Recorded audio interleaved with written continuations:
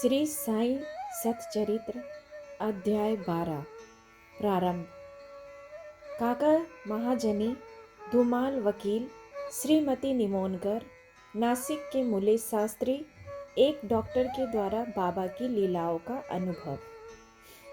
इस अध्याय में बाबा किस प्रकार भक्तों से भेंट करते और कैसा बर्ताव करते थे इसका वर्णन किया गया है।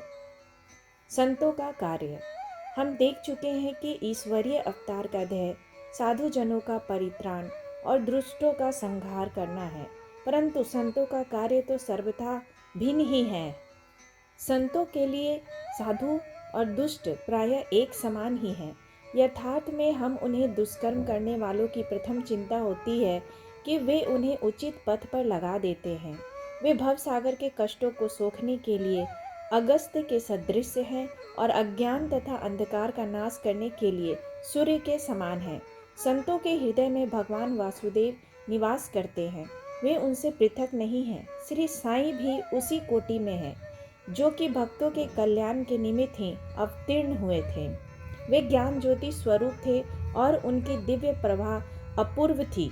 उन्हें समस्त प्राणियों से समान प्रेम था। वे निष्काम तथा नित्य मुक्त थे। उनकी दृष्टि में शत्रु, मित्र, राजा और भिक्षुक सब एक समान थे। पाठकों, अब कृपया उनका यश श्रवण करें। भक्तों के लिए उन्होंने अपना दिव्य गुण समूह पूर्णतः प्रयोग किया और सदैव उनकी सहायता के लिए तत्पर रहे। उनकी इच्छा के बिना कोई भक्त उनके पास पहुंच ही नहीं सकता था।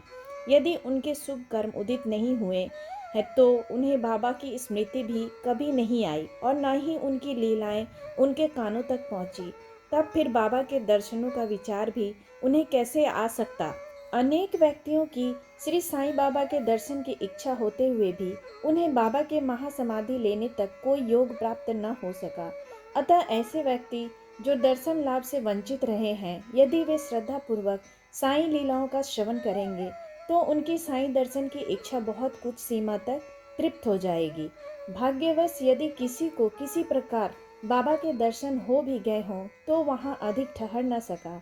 इच्छा होते हुए भी वे केवल बाबा की आज्ञा तक ही वहाँ रुकना संभव था और आज्ञा होते ही स्थान छोड़ देना आवश्यक हो जाता था।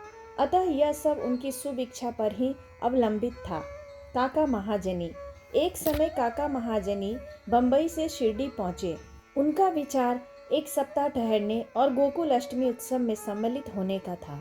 दर्शन करने के बाद बाबा ने उनसे पूछा, तुम कब वापस जाओगे? उन्हें बाबा के इस प्रश्न पर आश्चर्य सा हुआ। उत्तर देना तो आवश्यक ही था, इसलिए उन्होंने कहा, जब बाबा आज्ञा दें।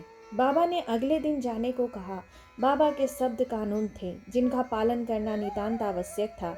काका महाजनी ने तुरंत ही प्रस्थान किया।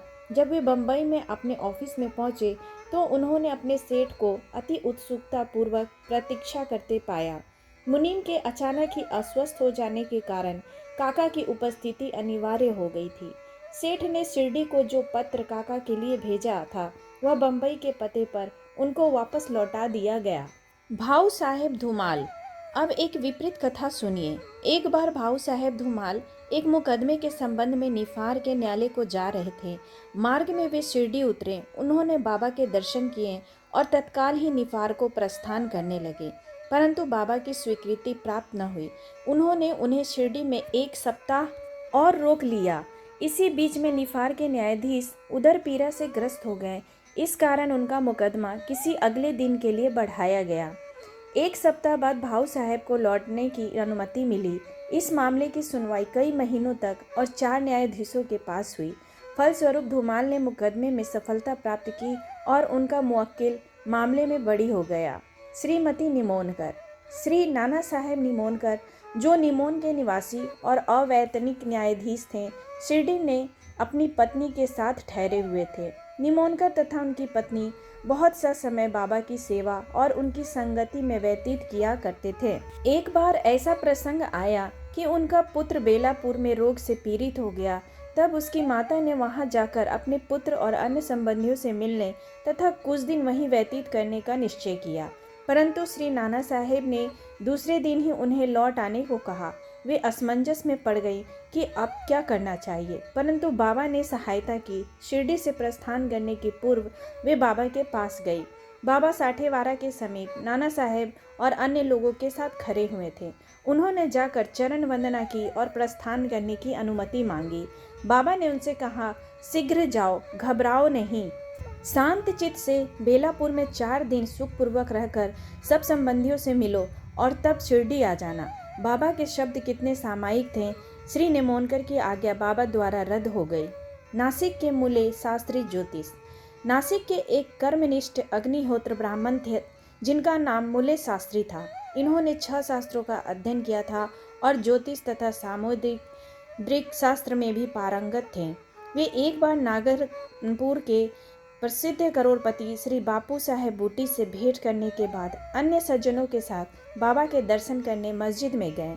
बाबा ने फल बेचने वाले से अनेक प्रकार के फल और अन्य पदार्थ खरीदे और मस्जिद में उपस्थित लोगों में उनको वितरित कर दिया। बाबा आम को इतनी चतुराई से चारों ओर से दबा देते थे कि चूसते ही संपूर्ण रस मुंह में आ जाता तथा गुठली और छिलका तुरंत फेंक दिया जा सकता था। बाबा ने केले छीलकर भक्तों में बांट दिए और उनके छिलके अपने लिए रख लिए। हस्तरेखा विशारद होने के नाते मूले शास्त्री ने बाबा के हाथ का परीक्षण करने की प्रार्थना की, परंतु बाबा ने उनकी प्रार्थना पर कोई ध्यान न देकर उन्हें 4 केले दिए। इसके बाद सब लोग वारे को लौट आए। अब मूले शास्त्री ने स्नान किया और पवित्र वस्त्र धारण कर अग्निहोत्र आदि में जुट गए। बाबा भी अपने नियमानुसार लेंडी को रवाना हो गए। जाते जाते उन्होंने कहा कि कुछ गेरू लाना, आज भगवा वस्त्र रंगेंगे। बाबा के शब्दों का अभिप्राय किसी की समझ में न आया। कुछ समय के बाद बाबा लौटे। अब मध्याह्न बेला की आरती की तैयारियां प्रारंभ हो गई थी। बापू साहेब जोग ने मूले से आरती के साथ करने के लिए पूछा। उन्होंने उत्तर दिया कि वे संध्या समय बाबा के दर्शनों को जाएंगे। तब जोग अकेले ही चले गए। बाबा के आसन ग्रहण करते ही भक्त लोगों ने उनकी पूजा की। अब आरती प्रारंभ हो गई। बाबा ने कहा, उस नए ब्राह्मण से कुछ दक्षिणा लाओ। बूटी स्वयं दक्षिणा लेने को गए और उन्होंने बाबा का संदेश मूले शास्त्री को सुनाया। वे बुरी तरह घबरा गया। वे सोचने लगे कि मैं तो एक अग्निहोत्र ब्राह्मण हूँ, फिर मुझे दक्षिणा देना क्या उचित है। माना कि बाबा महान संत हैं, परंतु मैं तो उनका शिष्य नहीं हूँ। फिर भी उन्होंने सोचा कि जब बाबा सरीखे महान संत दक्षिणा मांग रहे हैं और बूटी सरीखे एक करोड़पति लेने को आए हैं, तो वे अवहेलना कैसे कर सकते हैं। इसलिए वे अपने कृत्य को अधूरा ही छोड़कर तुरंत बूटी के साथ मस्जिद को गए। वे अपने को शुद्ध और पवित्र तथा मस्जिद को अपवित्र जानकर कुछ अंदर से खड़े हो गए और दूर से ही हाथ जोड़कर उन्होंने बाबा के ऊपर पुष्प फेंके। एकाएक उन्होंने देखा कि बाबा के आसन पर उनकी कैलाशवासी गुरु घोलप स्वामी विराजमान हैं। अपने गुरु को वहां देखकर उन्हें महान आश्चर्य हुआ। कहीं यह स्वप्न तो नहीं है? नहीं, यह स्वप्न नहीं है। मैं पूर्ण जागृत हूँ, परंतु जागृत होते हुए भी मेरे गुरु महाराज यहाँ कैसे आ पहुँचे? कुछ समय तक उनके मुंह से एक भी शब्द न निकला। उन्होंने अपने को चिकोटी ली और पुनः विचार किया, परंतु वे निर्णय न कर सके कि कैलाशवासी घोलप स्वामी मस्जिद में कैसे आ पहुँचे। फिर सब संदेह दूर करके वे आगे बढ़े और गुरु के चरणों पर गिर हाथ जोड़कर स्तुति करने लगे। दूसरे भक्त तो बाबा की आरती गा रहे थे, परंतु मूले शास्त्री अपने गुरु के नाम की ही गर्जना कर रहे थे। फिर सब जाति पाति का अहंकार तथा पवित्रता और अपवित्रता की कल्पना त्याग कर वे गुरु से श्री चरणों पर पुनः गिर पड़े।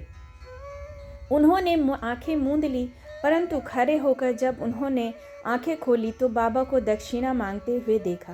बाबा का आनंद स्वरूप और उनकी अनिर्वचनीय शक्ति देख मूले शास्त्री आत्मविस्मित हो गए।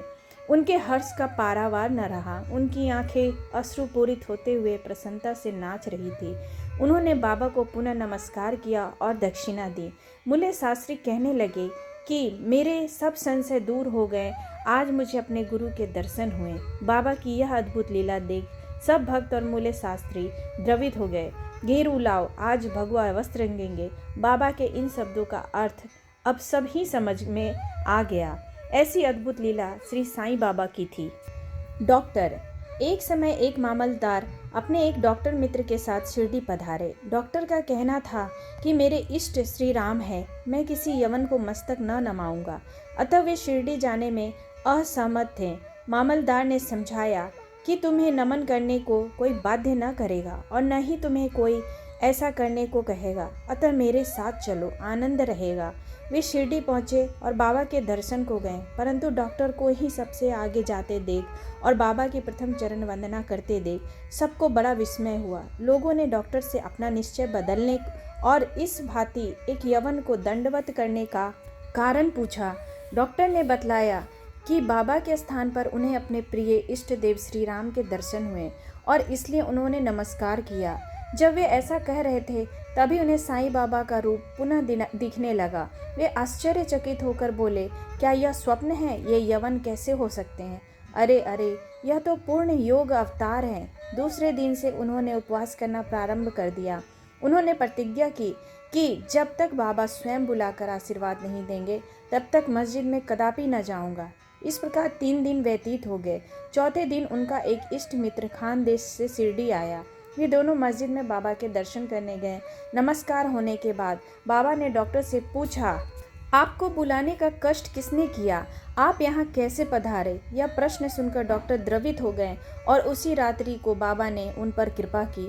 डॉक्टर को निद्रा में ही परमानंद का अनुभव हुआ। वे अपने शहर लौट आए तो भी उन्हें 15 दिनों तक वैसा ही अनुभव होता रहा।